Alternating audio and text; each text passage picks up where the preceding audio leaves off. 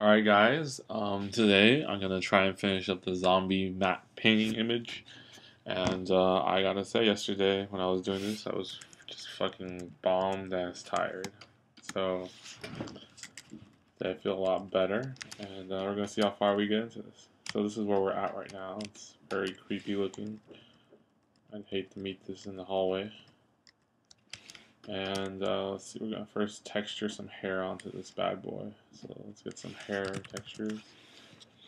Typed in hair in Google Images, and this is great hair, but it's too clean. I want like old frizzle hair. Mm, Let me try old lady, grimy hair. As you can see, this whole process is sort of a hit or miss. Oh, a Nazi symbol, nice. Let's see, dog hair. Ooh, that's getting a little bit closer. Well, let me try something zombie here. Maybe I'll try the most obvious first. Still the hair looks too damn clean.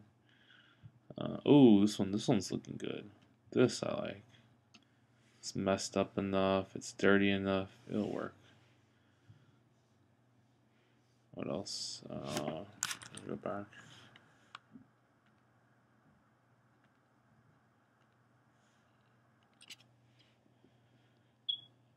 It's always best to get more than one or two references just so you can multiply it, lay it over, or just, have a reference point to see, what's good, what's not good. You can get textures from anywhere. Like sometimes elephant skin is a very good reference point. You can use that to add wrinkles almost everywhere. Yeah, something like this right here. It's beautiful for texturing, especially for adding old gnarliness right into your.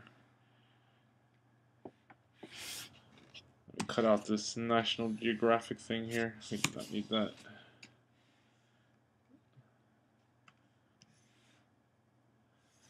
Oh, that's pretty cool. I just remapped it. Okay, cool. So let's try some of this texture here right here. I'm gonna just grab a big handful of it with my wand brush. Apple C to copy. Control Tab to switch back to my original screen. And then Apple V to paste. Or that would be Command V in Windows.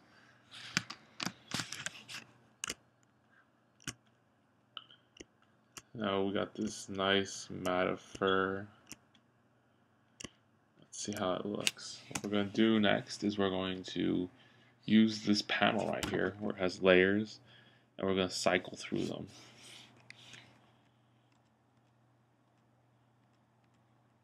So we get something we like. Normally, I've noticed soft, what is it called? Soft light works pretty well. We're just layering and adding. It works well merging stuff in, I've noticed. See, right there, it's already added something. But we're going to just cycle through them. Now, how do you cycle through the blending modes? It's shift and then plus or minus. This, I swear to God, has taken me like 5 years before someone told me because I could not find it for the love of my life. So I'm going to save you guys the trouble and just tell you it's shift and plus or minus. And I'll just go down the blend modes until you find something you like. This one's nice. I like overlay. It's a little too bright.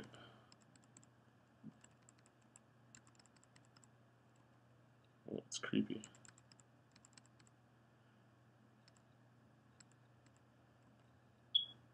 Hard light.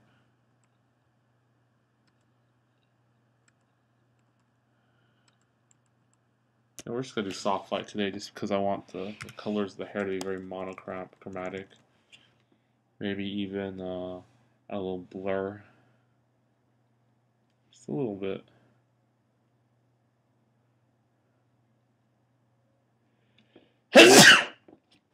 Ooh, sorry about that, guys. It's cold down in LA.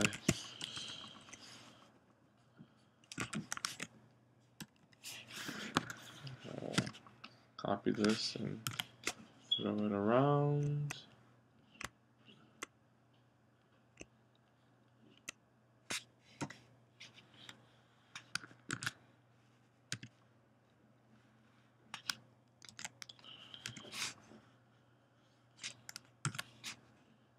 Horizontally. And you could always erase the textures out when you need them later on. Just working with it. Doing this quite fast, but if this was something that I had to take down the final rendering, I would probably spend more time working with the layers instead of just scrambling to paste them everywhere. But yeah, it's a concept piece. It doesn't need to be fully rendered. I had 10 weeks, I can make anything look real. I think that's the saying that goes in the industry.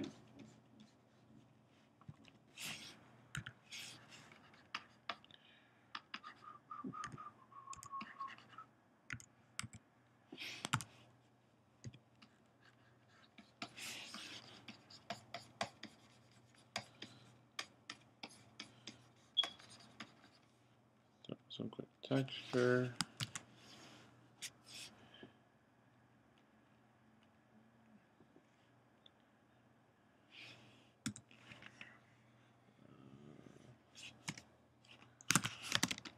Alright. Not enough random in this texture in it already.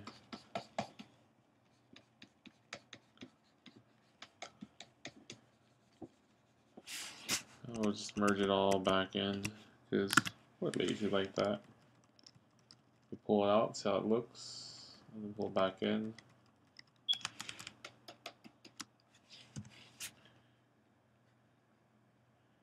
Want some more contrast, so I'm going to put a little bit more contrast here.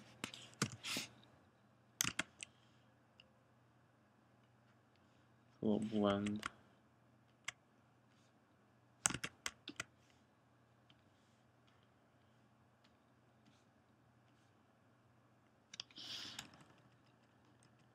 Yeah, it's a little better.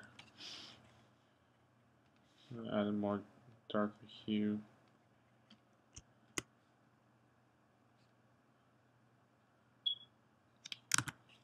There.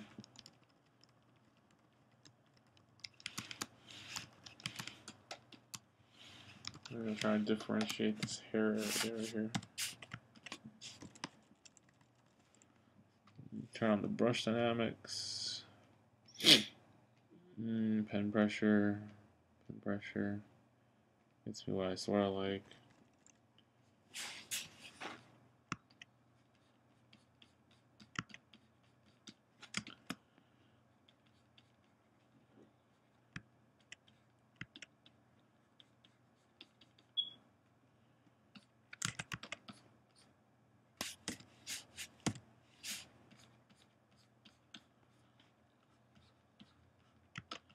A bit of frizzling here. Some mottled skin.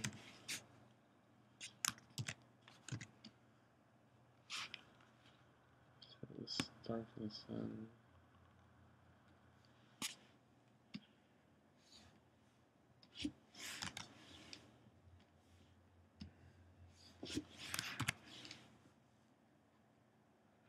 Gonna do the levels, Apple L to make it darker. I need it to be.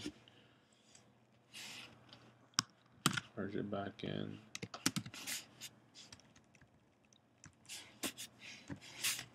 Start painting in some of this.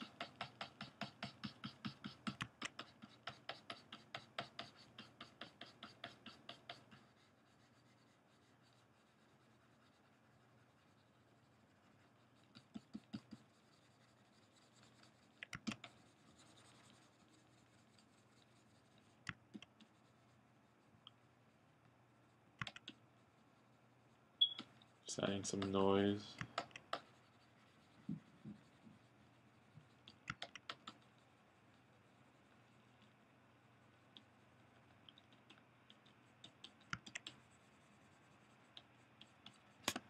You can see you can get pretty far without ever actually having to paint.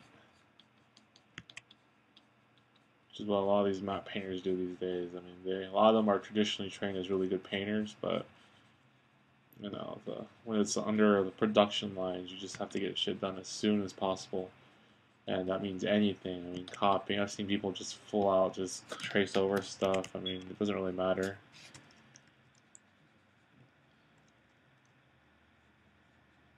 But, you know, it looks freaking cool, so.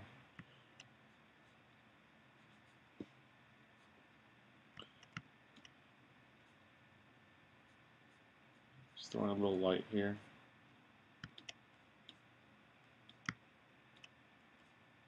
So it's nice to have a little bit of lights and darks next to each other, sort of pulling against each other.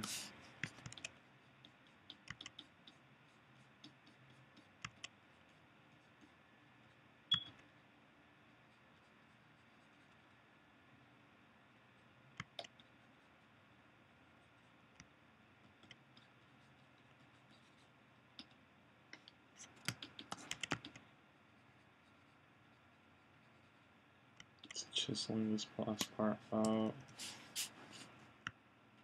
Give him some darker eyes. Maybe no eyes. That's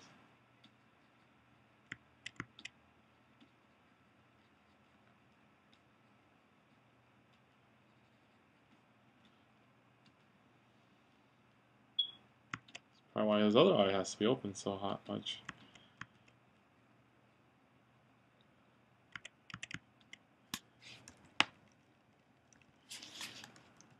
The other thing you want to do when you're doing map painting is you want to find one area that has a lot of detail, a lot of contrast, and that's your focal point.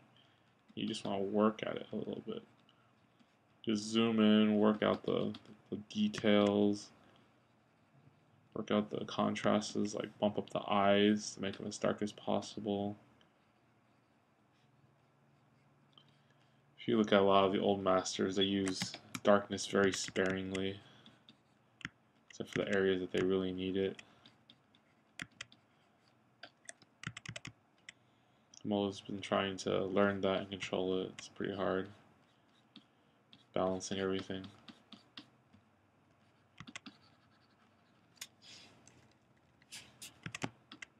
Also with Photoshop, it's like most people learn how to make hundreds of mistakes first and sort of fix it later on.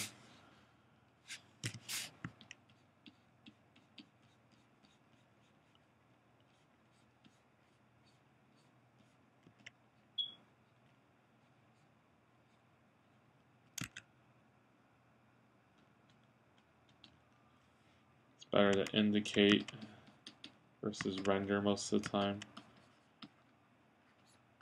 It tricks your eyes.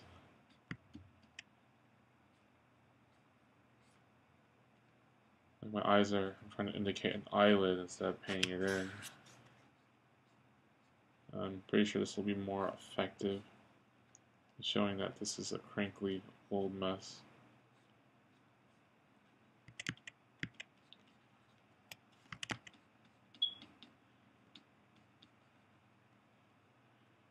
Let's throw in this super white dot in here just to bump the contrast. And then let's take a look. So now the eyes are popping out a little bit more.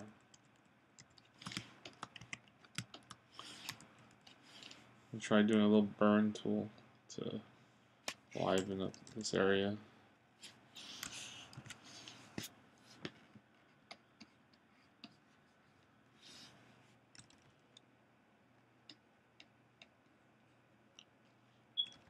Areas I want to liven up.